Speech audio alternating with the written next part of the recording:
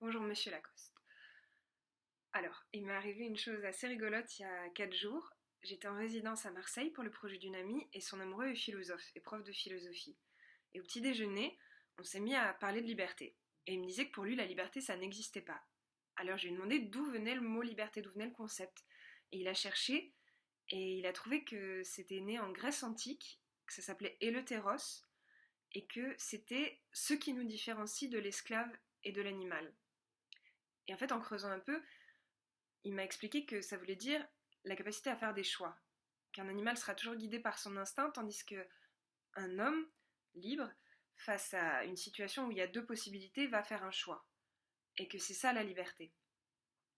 Mais il me disait que le problème, c'est qu'on est des êtres de déterminisme.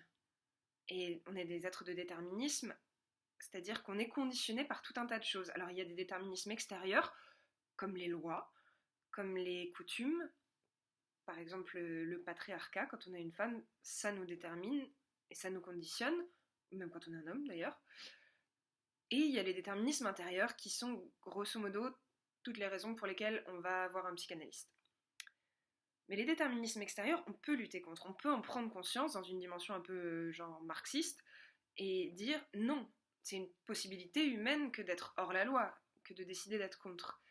Alors qu'une fois qu'on a fait ça, qu'on a envoyé bouler tous les déterminismes extérieurs, toutes les choses qui nous contraignent, on se retrouve avec juste notre désir. Et c'est là qu'on est un peu niqué, c'est que nos propres désirs sont déjà conditionnés. En fait, on a intériorisé l'injonction et notre désir, il n'est pas libre. Et du coup, si on le suit, on n'est pas libre, et si on va contre, bah, on n'est pas libre non plus. Et donc ça, c'était une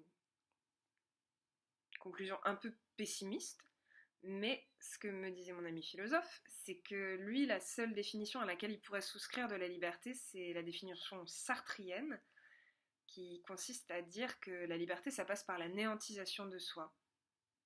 Donc si on dit je ne suis rien, alors je peux tout être.